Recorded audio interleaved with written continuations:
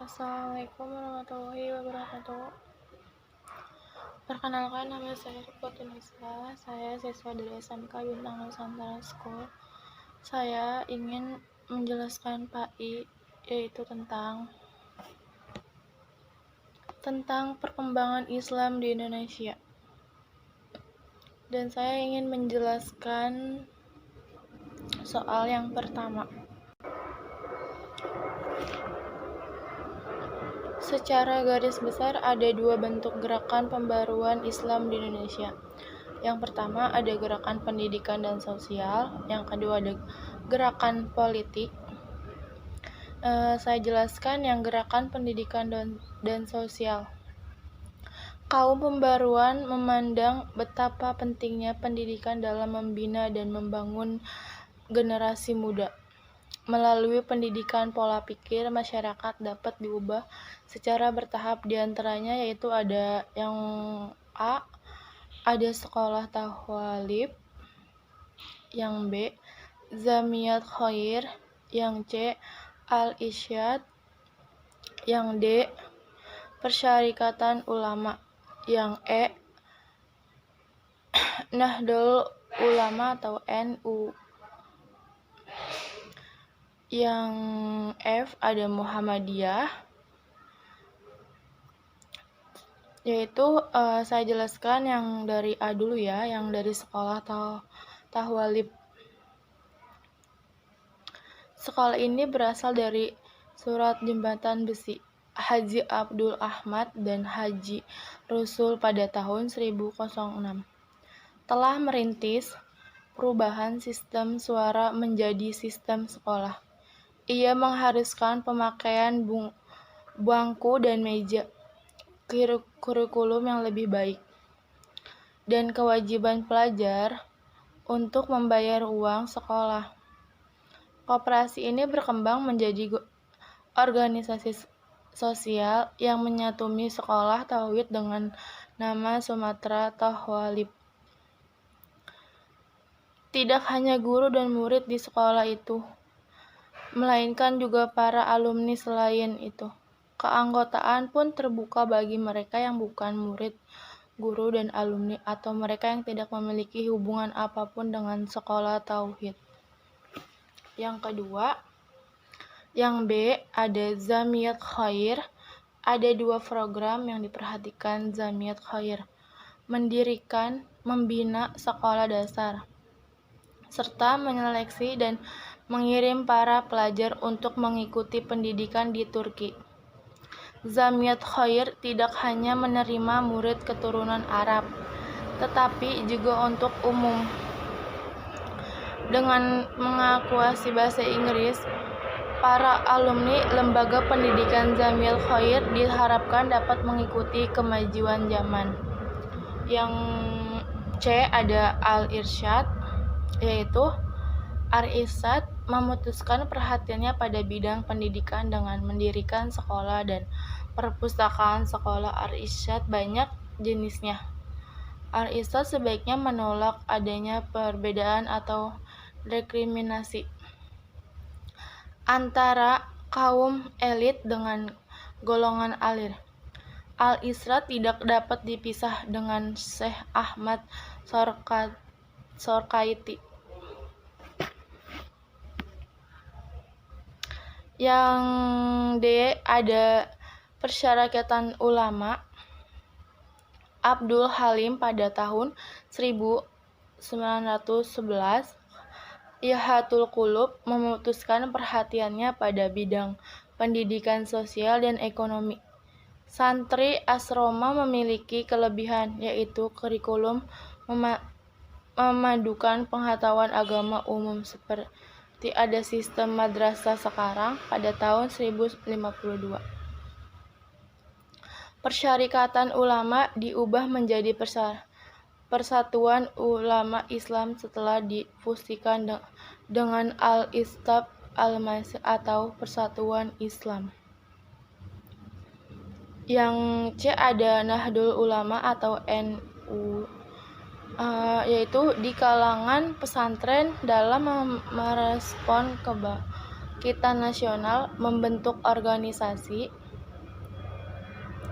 pergerakan seperti Nahdlatul pada 1916. Serikat ini dijadikan basis untuk memperbaiki perekonomian masyarakat. Perkembangan selanjutnya untuk membentuk organisasi yang lebih besar dan lebih sistematis, serta mengartipisasi perkembangan zaman. Maka setelah berkoordinasi dengan berbagai kiai, akhirnya muncul kesepakatan untuk membentuk organisasi yang bernama Nahdlatul Ulama. Organisasi ini dipimpin oleh kiai.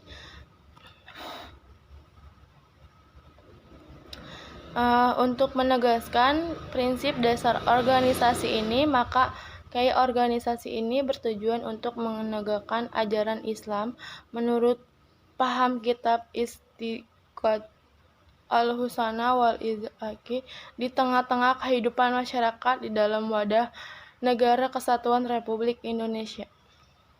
Terus yang F, ada Muhammadiyah di kalangan pesantren dalam merespon kebangkitan nasional membentuk organisasi pergerakan seperti Nahdlatul Ulama pada 1016.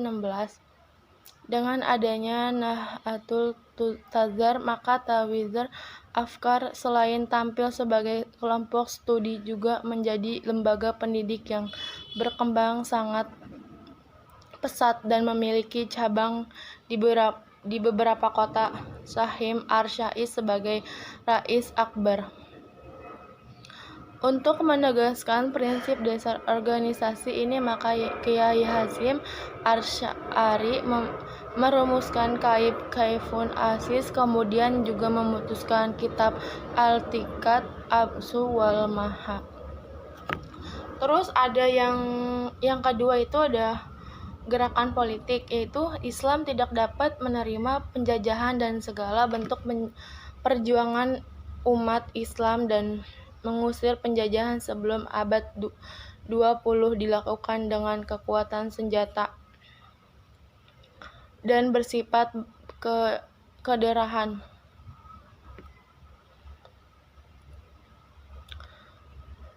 Dengan arasfal, kaum muslimin memperjuangkan kepentingan golongan Islam melalui saluran politik yang diakui pemerintah penjajah. Mereka misalnya berjuang melalui parlemen Belanda dan disebut Volkskrant di antara partai politik Islam yang tumbuh sebelum zaman kemerdekaan adalah persaudaraan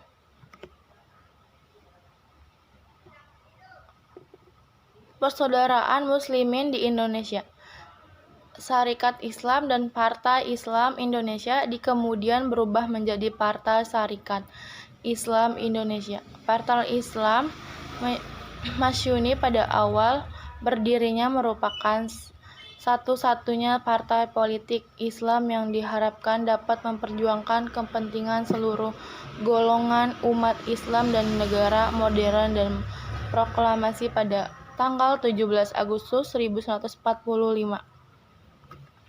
Soal yang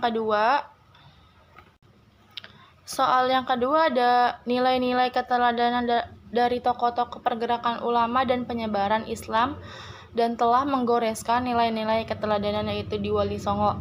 Saya jelaskan ya. Nilai-nilai keteladanan tokoh-tokoh dalam sejarah perkembangan Islam di Indonesia. Tokoh-tokoh pergerakan utama dalam penyebaran Islam dan setelah menggoreskan nilai-nilai keteladanan, mereka lebih dikenal dengan sebutan Wali Songo, yaitu sebagai berikut. Yang ke-1 ada Maulana Malik Ibrahim, nama lainnya adalah Maulana Maghribi atau Barat. Disebut Maghribi karena asal dari Persia. Pusat kegiatan di Gresik, Jawa Timur. Jadi Maulana Malik Ibrahim itu pusatnya ada di Gresik di Jawa Timur. Terus yang kedua ada Sunan Ampel atau Ngampel, nama kecilnya Raden Rahmat yang berkedudukan di Ngampel, Surabaya. Melalui peran beliau lahirlah generasi Islam yang tangguh, satu-satunya Raden Patah Sultan pertama Demak. Sultan Ampel ada di Surabaya. Yang ketiga ada Sunan Giri, nama aslinya Raden Paku, beliau adalah murid Sunan Ampel, pusat kegiatan di Bukit Giri, Gresik. Sunan Giri ada di Gresik. Yang keempat ada Sunan Bonang, nama kecilnya adalah Makadum Ibrahim, putra Raden Rahmat yang berkedudukan di Bonang dekat Tuban. Bonang itu di daerah Tuban di Jawa Timur adanya Tuban. Daerah Jawa Timur. Sunan Derajat, nama kecilnya adalah Malik Munih, juga putra Raden Rahmat, dengan pusat kegiatan di daerah Derajat dekat Sedayu, suatu wilayah antara Gresik dan Tuban. Sunan Derajat ada di Gresik atau di Tuban, sama-sama di daerah Jawa Timur. Yang keenam ada Sunan Kalijaga, nama aslinya tokoh Sahid, pusat kegiatan di Kadilagu, Demak, Jawa Tengah. Sunan Kalijaga ada di Jawa Tengah. Yang ke-7 ada Sunan Gunung Jati, disebut pula Syarif Hidayatullah, berkedudukan di Gunung Jati, Cirebon, di Jawa Barat. Tempatnya di Jawa Barat, yang Sunan Gunung Jati. Yang 8 ada Sunan Kudus, berkedudukan di Kudus, daerah Jawa Timur. Jawa Timur. Sunan Muria yang berkedudukan di Gunung Maria dekat Kudus. Masing-masing anggota Wali Songo tersebut memiliki tugas menyampaikan dakwah Islam melalui berbagai perbaikan dalam sistem nilai dan sistem sosial budaya masyarakat. Menurut buku Atlas Wali Songo disebutkan tugas tokoh-tokoh Wali Songo dalam mengubah dan menyesuaikan tatanan nilai-nilai budaya masyarakat sebagai berikut. Yang ke-1 ada Sunan Ampel, membuat peraturan-peraturan yang islami untuk masyarakat Jawa. Yang kedua ada Raja Fatihida di Gresik, merancang pola kain batik, tenun, lurik, dan perlengkapan kuda. Yang ketiga ada Susuhan Mazakung, mengajarkan mengelola berbagai jenis makanan, lauk pauk, memperbarui alat-alat pertanian, membuat gerabah. Yang keempat ada Sunan Gunung Jati di Cirebon, mengajarkan tata cara berdoa dan membaca mantra, tata cara pengobatan, serta tata cara membuka hutan. Yang kelima ada Sunan Giri, membuat tatanan pemerintah di Jawa, mengatur perhitungan kalender, siklus perubahan hari, bulan, tahun, windu, dan menyesuaikan siklus Pakolan, juga merintis pembukaan jalan. Yang keenam ada Sunan Bonang, mengajar ilmu suluk, membuka gamelan, mengubah irama gamelan. Yang ketujuh ada Sunan Derajat, mengajarkan tata cara membangun rumah alat yang digunakan orang untuk memikul orang seperti tandu dan zoli. Yang ke-8 ada Sunan Kudus, merancang pekerjaan perleburan, membuat kersis, melengkapi peralatan pandes, besi, kerajinan emas, juga membuat peraturan undang hingga sistem peradilan diperuntukkan orang Jawa. Cukup sekian, kurang lebihnya wassalamualaikum warahmatullahi wabarakatuh.